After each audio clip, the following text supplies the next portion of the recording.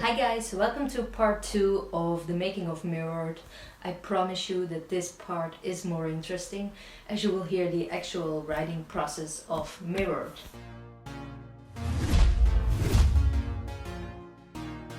So I will give some explanation while we go through this. So this part.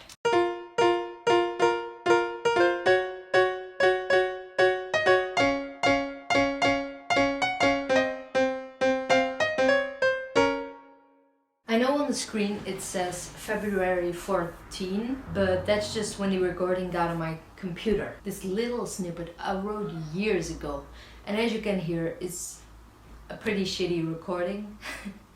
So I made a promise to myself that I wouldn't touch the recording because I felt like there was a lot of potential in this little snippet, and I wanted to do that justice. So I kept my promise, and years later, when I finally figured out playing MIDI notes in GarageBand wasn't even a possibility, I started writing some other tracks, and then I decided to restart Mirrored again. So yeah, on with the video. What you're gonna hear next is me coming up with a chorus, basically, like the basic ideas I had in mind for this song.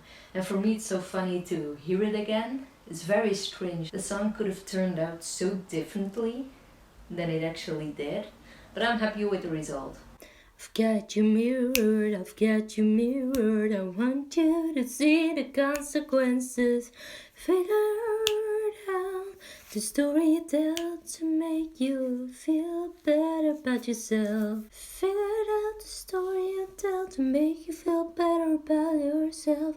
And every story has two sides, but you're on the bed, one beside that lies. Sometimes I also listen back and like the first version I had was completely different, and then I integrate that into a new song, which is really funny to me. Like I recycle songs, not this one though, but it's funny to hear it anyway. Boy, you look at me as I can see through your eyes, or from your eyes. I saw right through your disguise. It'll never change. Wow, it's so weird to hear that recording again. In the moment of recording that, I think I just woke up. It may make sense the way that God has made you, but it's not what I want you to be. No, no. Boy, you look at me like I can. So this is where the piano first comes in, like this little snippet that I had before. Got you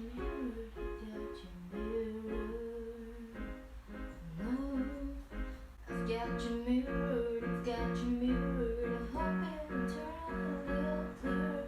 Got you mirrored, got you mirrored. Oh, I got you mirrored, got you mirrored. Like you heard a completely different atmosphere, in my opinion. And I feel like this is the part where it started to shift into what it's now.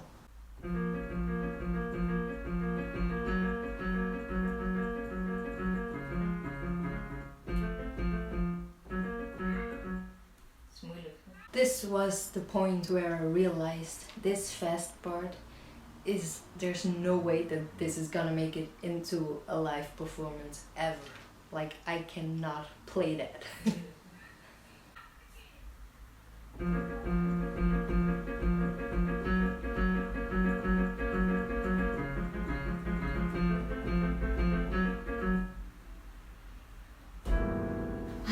The well-known frustration cluster.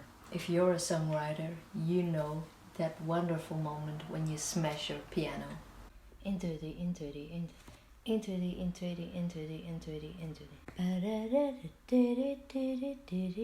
Here I was trying to get the rhythm right of the you know what I mean. I was counting in Dutch, which no one cares about, but there you go. More information.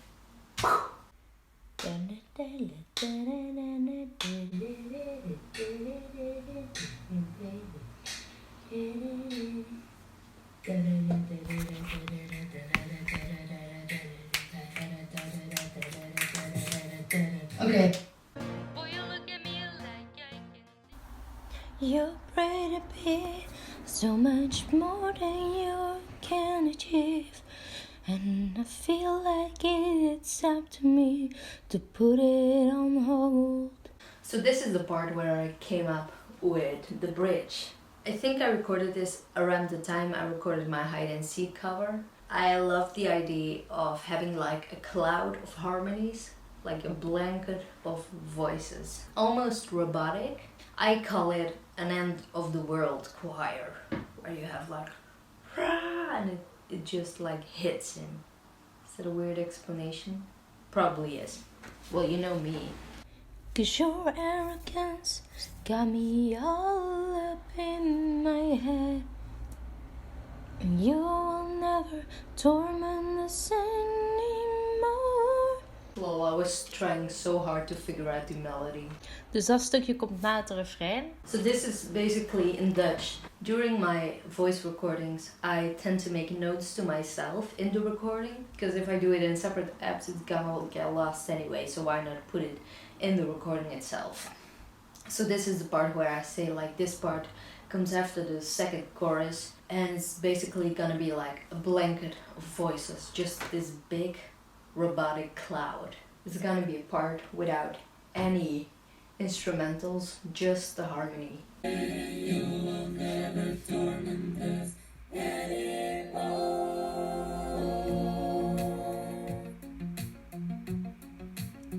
So the fun thing about this bridge was that I was just messing around with a couple of presets on my Voice Live to see which one would sound like the most appropriate for this song, and I set every preset to have like 3 to 4 voices. So I was just like trying out different presets to see which one would be right, and my plan was to click the little headphone sign, which means you will only listen to that track.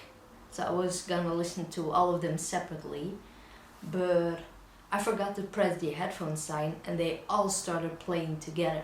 And I absolutely loved it. Like, I know it sounded really off, the tempo was off, but it was the effect that I was going for. And I absolutely love the result. It's the most demonic end of the world choir I could imagine.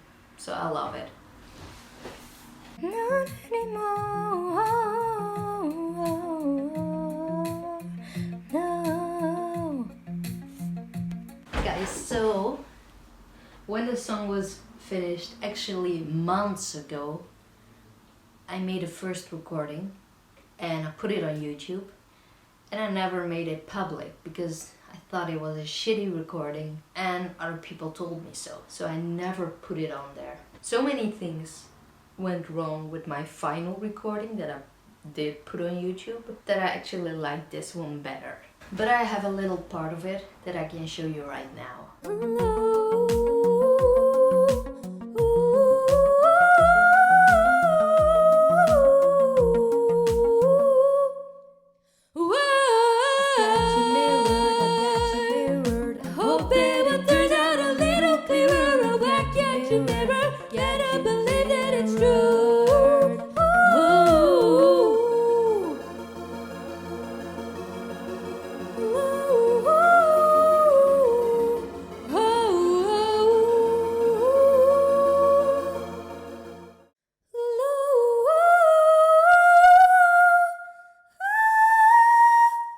If you want to see the complete video, I'll put a link in the description to Patreon.